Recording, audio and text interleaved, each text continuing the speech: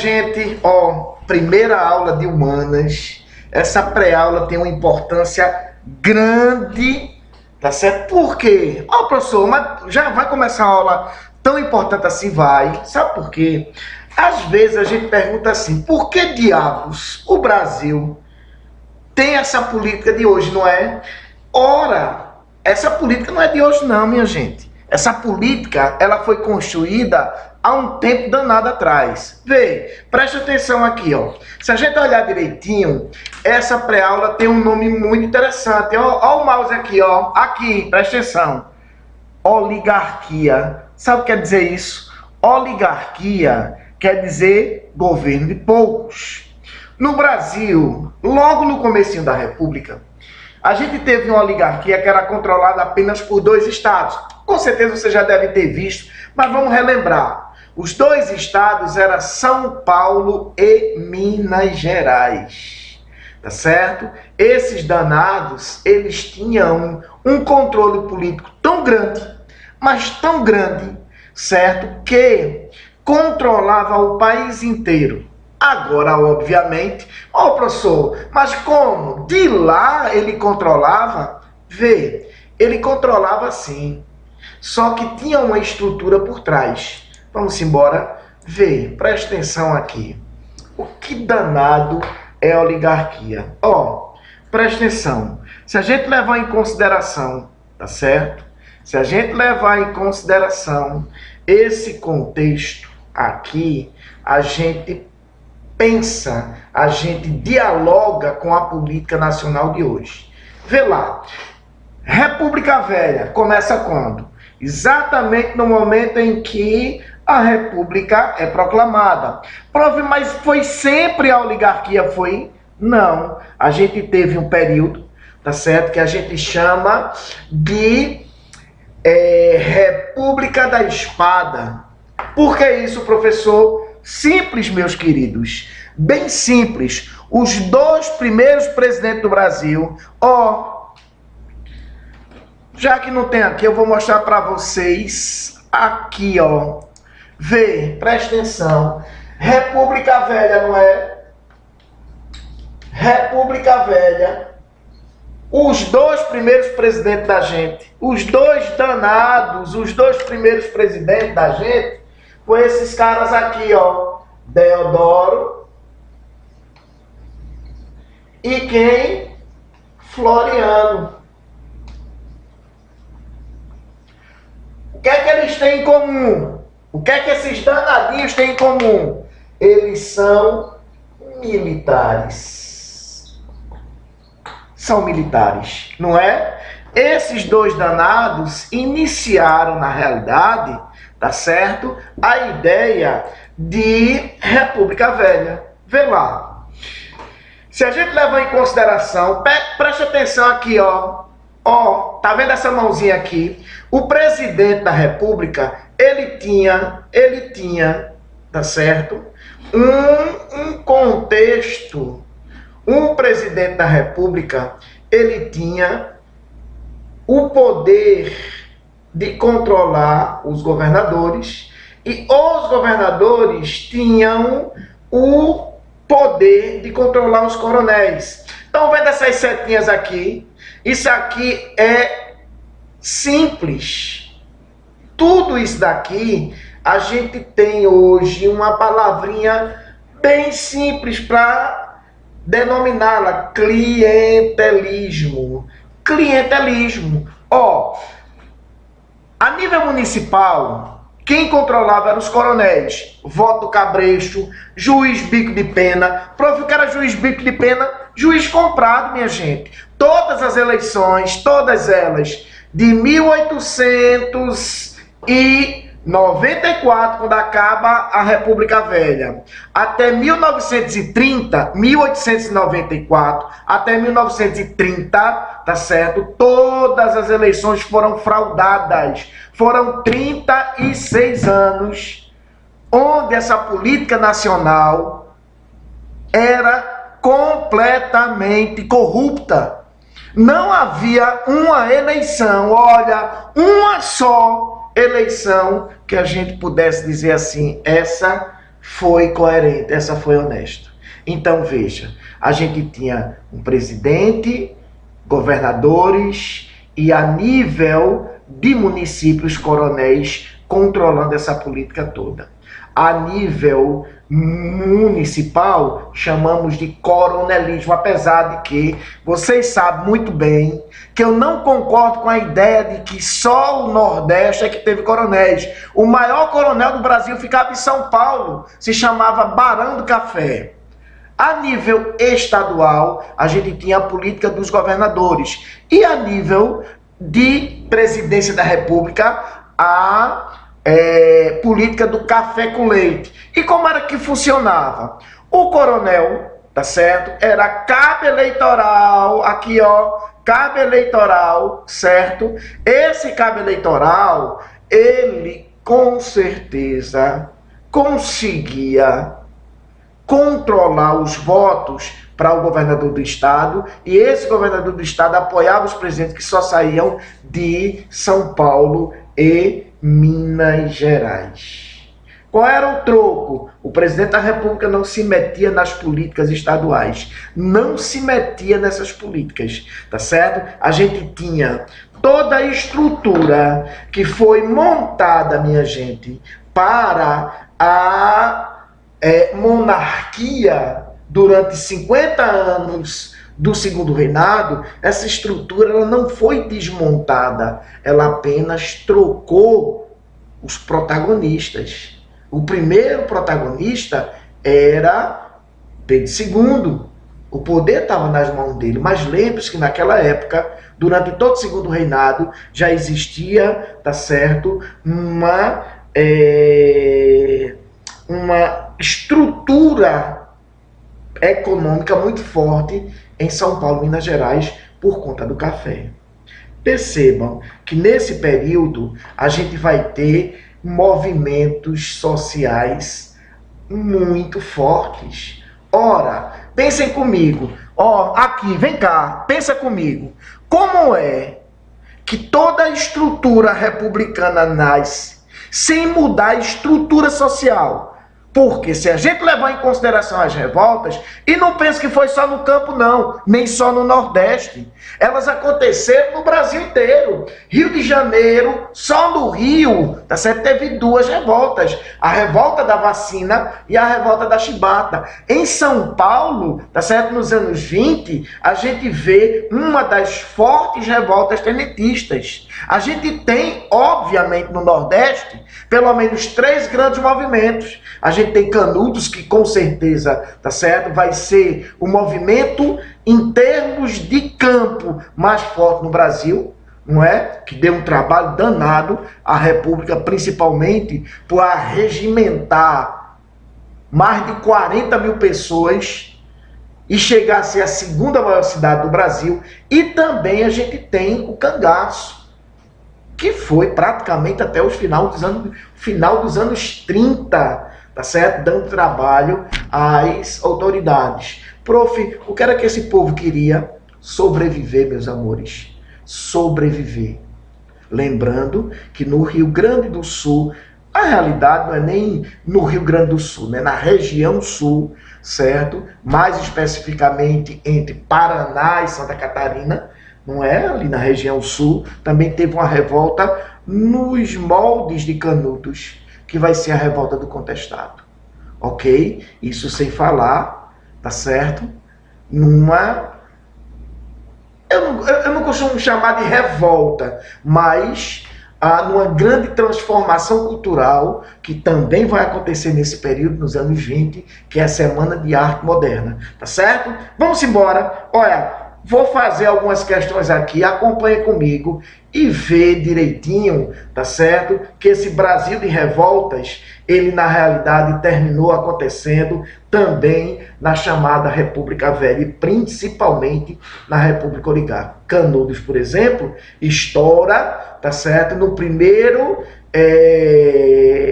governo civil republicano, que era o de Prudente de Moraes. E anteriormente eu falei no Rio Grande do Sul, não foi? Porém, se não houve revolta na oligarquia, teve no período inicial da República. É só a gente lembrar da revolta, tá certo, federalista, que vai ser no Rio Grande do Sul, contra o período republicano, né? Contra o governo republicano, melhor dizendo. Beleza? Vamos aqui, ó. Primeira pergunta, vamos entendê-la direitinho. Nunca se viu uma campanha como esta, em que ambas as partes sustentaram ferozmente suas aspirações opostas. Vencidos inimigos, vós lhes ordenavas que levantassem um viva república, e eles o levantavam a monarquia. E ato contínuo, atiravam-se às fogueiras que incendiavam a cidade, convencidos de que tinham cumprido seu dever de fiéis defensores da monarquia. Gazeta de Notícia, não é? A política, sociedade e a política na Primeira República. Vê. O texto faz parte do dia 6/10/1897, do general Arthur Oscar, e trata dos momentos finais de Canudos. Para o militar, aqui ó, para o militar, o principal motivo da luta canudense era... Gente, é interessante esse quadro de Portinari, pintado, né, com tanta grandiosidade, que mostra, talvez, o sofrimento que passava esse pessoal no campo. O sofrimento que passava o canudense. O sofrimento que passava, e se brincar, ainda passa o homem do campo no sertão nordestino. Veja, qual era o principal fator? Letra A. Restauração monárquica, embora hoje saibamos que a rejeição à república era apenas uma das razões da rebeldia.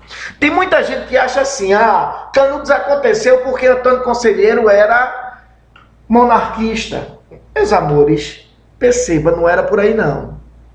Ele via na monarquia, talvez, um benefício maior para o homem do campo. Vocês sabiam que na época da monarquia não se pagava tanto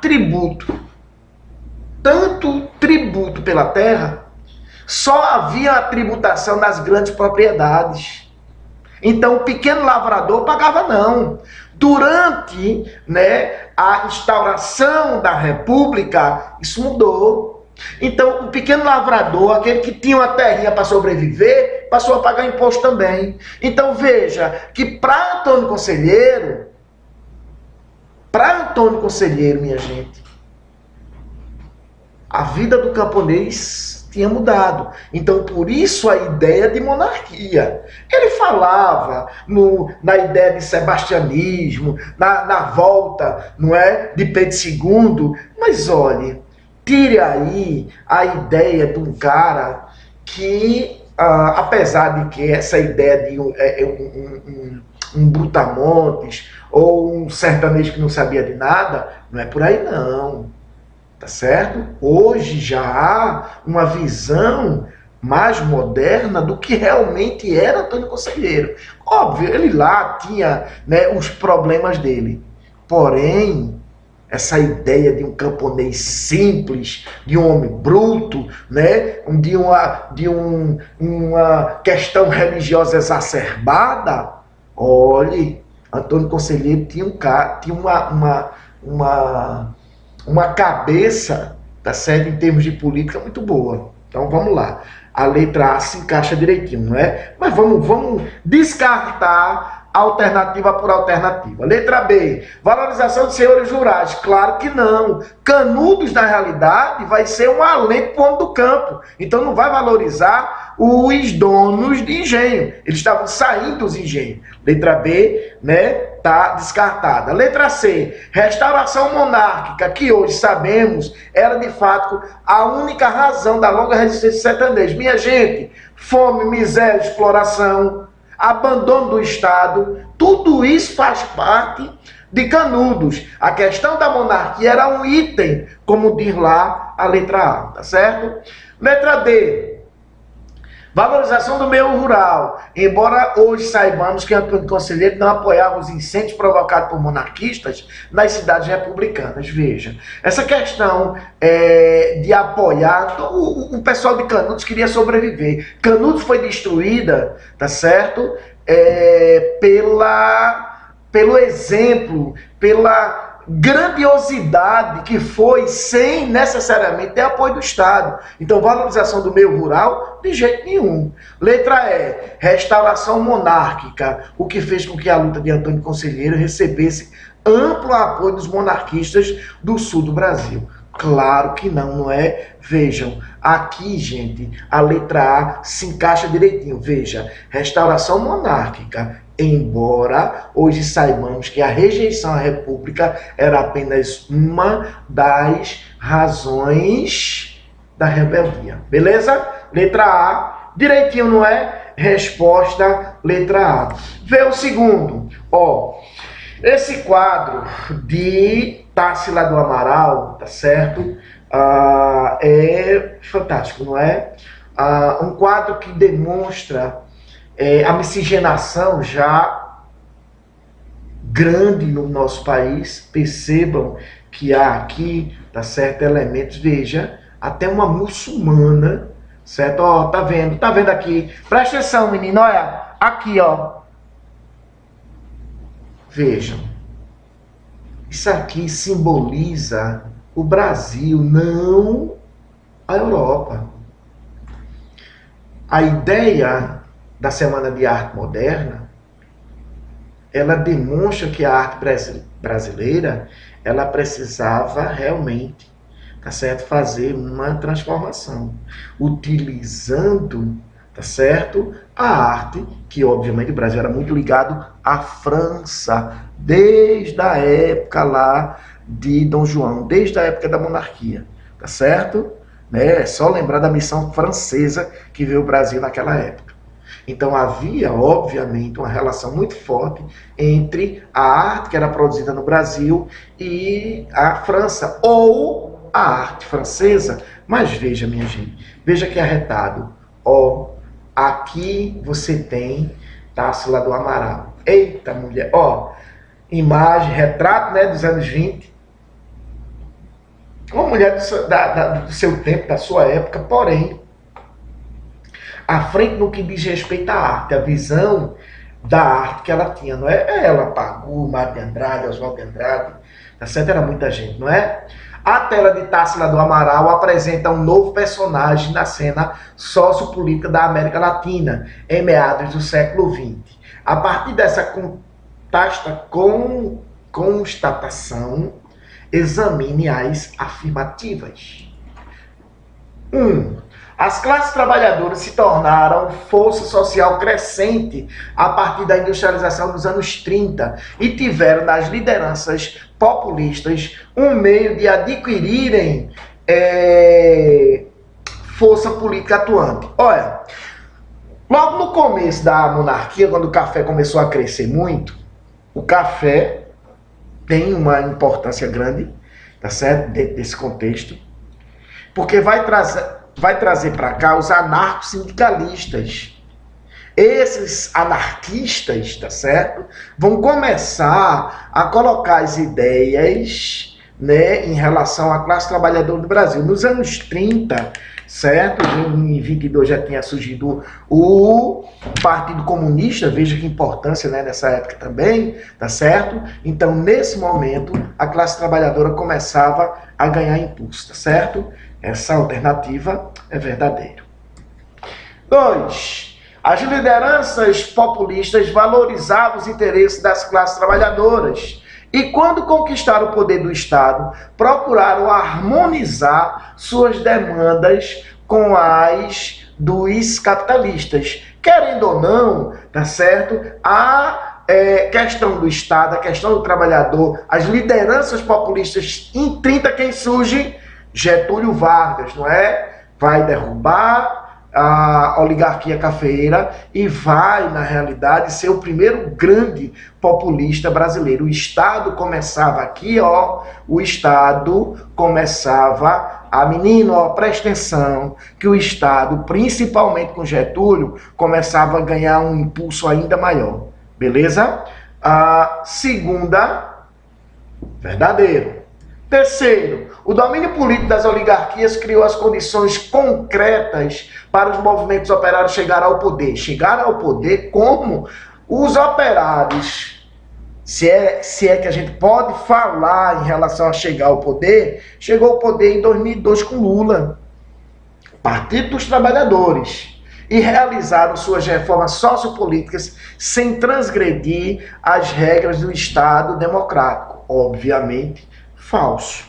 Terceiro, o liberalismo ofereceu a possibilidade de as classes trabalhadoras se inserirem plenamente na vida política eleitoral dos estados, como bem demonstraram os casos de Brasil e da Argentina nas décadas de 40 e 50. Liberalismo, nesse período, gente, o liberalismo só chegaria muito, mas muito tempo depois, tá certo? Falso também. Aqui, não é? A gente vai para a letra A, tá certo?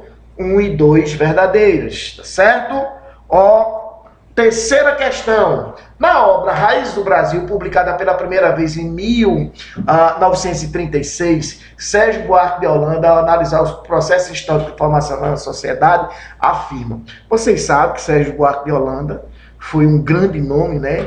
Um grande historiador, um grande pensador, um grande sociólogo, se é que a gente pode chamá-lo dessa forma.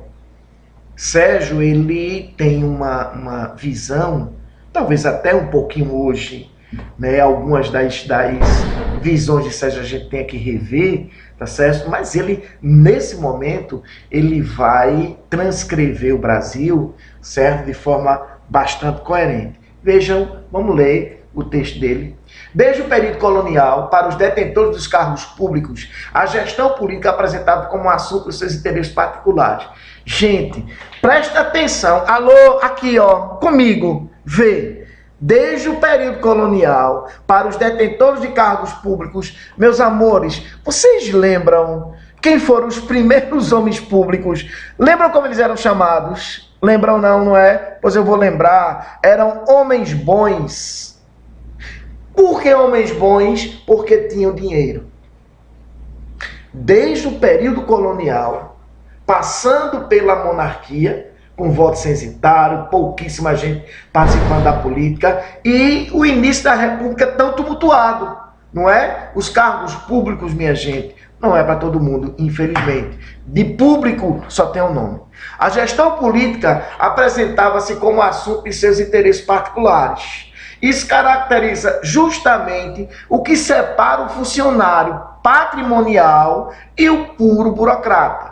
Para o funcionário patrimonial, as funções, os empregos e os benefícios que deles recebe relacionam-se a direitos pessoais dos funcionários e não aos interesses objetivos, como ocorre no verdadeiro Estado burocrático. Assim, no Brasil, pode-se dizer que só, excepcionalmente, tivemos um sistema administrativo e um corpo de funcionários puramente dedicados aos interesses objetivos e fundados nesses interesses. É complicado, não é? Na realidade, o Brasil ele ainda continua devendo nesse sentido. Quem sabe a gente chega lá. Considerando as reflexões do autor e levando em conta práticas políticas constatadas na República, no Brasil republicano, é possível inferir que: letra A. Os limites entre os domínios do público e do privado no âmbito da administração pública se confundem, não obstante as leis que visam combater o patrimonialismo. Olha, vê, eu vou voltar para aqui. Ó, presta atenção, vê. Se a gente levar em consideração, vamos colocar aqui comigo, ó, presta atenção. Se a gente pegar aquela estrutura, certo? Aquela estrutura que eu montei para vocês no comecinho, lembram? E a gente levar em consideração isso aqui, ó. Aqui a gente tem o presidente da República, tá certo? Aqui a gente tem o governo do estado. E aqui embaixo, vou pegar até vermelho, a gente tem o coronel, certo? O presidente da República apoiava o coronel, apoiava o governo do estado, tá certo? Não se metendo nas questões do estado. Por isso, havia um domínio, minha gente. Olha, presta atenção. Havia um domínio imenso de algumas famílias, certo? Em determinados estados.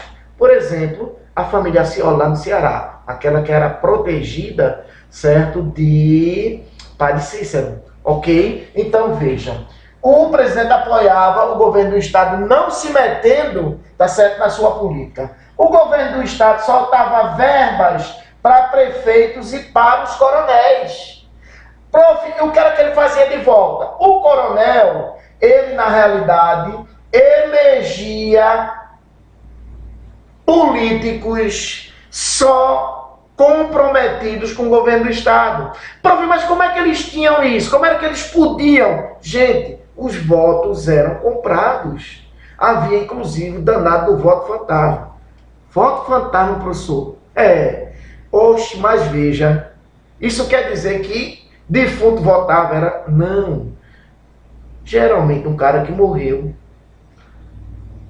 a esposa dava o título de eleitor para outro votar no lugar dele. Como naquela época não tinha foto no título, não é? O cara votava pelo morto. A gente chama de voto fantasma, certo? E o coronel, apoiando o governo do estado, só era eleito deputado estadual, deputado federal, comprometido com esse esquema, tá certo? E o governo do estado apoiava os presidentes que só saíam de onde? São Paulo e Minas Gerais. Entenderam direitinho, certo? Vamos voltar para cá, para a questão. Gostaram? Eu gostei, vice. Achei arretado isso. Gostaram, gente? Eu gostei. Tô gostando, tô me sentindo bem. Tá vendo? Todo de branco aqui para saudar vocês de novo, não é? Vamos embora. Tem que voltar para a tela que eu quero. Vamos embora.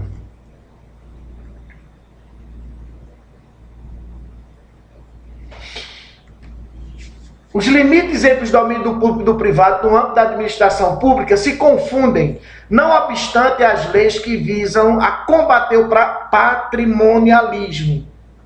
É isso aqui, ó. É exatamente aquilo que eu estava explicando para vocês. A gente poderia trocar essa palavrinha, tá certo? Patrimonialismo, sabe por qual? Clientelismo. Letra B. O patrimonialismo está presente nas regiões mais carentes do país, em razão apenas do baixo nível de formação dos quadros da administração pública. Claro que não. Na realidade, isso daí, tá certo? Está no Brasil como um todo, de norte a sul. Vá hoje nas cidades do interior que você ainda percebe que é uma prática comum. C. As estruturas do poder administrativo no Brasil permanecem as mesmas do período colonial, daí a manutenção do patrimonialismo disseminado na sociedade. Não, falso. Na realidade, as estruturas do poder administrativo mudaram muito. Não mudou se foi a forma de fazer política nesse país. Letra D. O predomínio do interesse particular sobre o interesse público no Brasil foi efetivamente rompido com a Revolução de 30. Getúlio, minha gente, Getúlio fez muita coisa boa pelo trabalhador. Mas, sinceramente, cá para nós, não vai fazer tanta diferença assim não. Obviamente, resposta letra A. Ok? Quarto. A década de 20 na história brasileira foi um período de tensões sociais e de movimentos políticos. Me lembrei, para vocês, alguns deles, não foi? Olha, no âmbito do campo, a gente tem, obviamente, revoltas mais explosivas, tá certo? Como Canudos, Contestado e o próprio Cangaço. Isso sem falar de Padre Cícero, tá certo? Também, não é? Mas a gente tem na cidade, a gente tem um movimento tenentista muito forte, a gente tem as duas revoltas do Rio de Janeiro, né? A revolta da Chibata e a revolta que, de certa forma, iniciou o certo no Brasil, que é a revolta da vacina, né? Em 1905, beleza? Então, vê, o período de tensões sociais e de movimentos políticos, bem como de reflexões sobre a produção cultural do nosso país. Pode-se dizer que foram os anos de questionamentos e de repensar o Brasil. Acho que talvez a gente esteja voltando para os anos 20, né? Quem sabe? Sobre a década de 20 e o cenário brasileiro, são feitas algumas afirmações. 1. Ocorreu a fundação do Partido Comunista do Brasil, 1922. Os interesses das oligarquias rurais estavam ameaçados pelo agravamento da crise da política dos governadores. Veja, obviamente, a questão da política dos governadores, ela começava a se esfacelar principalmente por um ponto importantíssimo, vice, a questão do café, a questão, né, dos outros estados, a crise do café, muito forte, e a questão dos estados começarem a contestar o domínio, não é, de São Paulo e Minas Gerais. Estados como Rio Grande do Sul, tá certo? Estados como Pernambuco. Pernambuco tinha que estar. Lembre-se o seguinte, nós somos pernambucanos, porra. Somos pernambucanos. E a gente é briguento mesmo. Vocês sabem disso, né? A Semana de Arte, então, 2, tá certinho, não tá? A Semana de Arte Moderna de 1922 inaugurou o modernismo no Brasil, que defendia novas formas de criação e o rompimento com as correntes culturais europeias. Veja, preste atenção. Eu gosto muito da palavra antropofagia. Na realidade, esse rompimento ele não vai ser completo, ele não vai ser total, né? A gente vai engolir uma arte francesa e vomitar uma arte genuinamente nacional.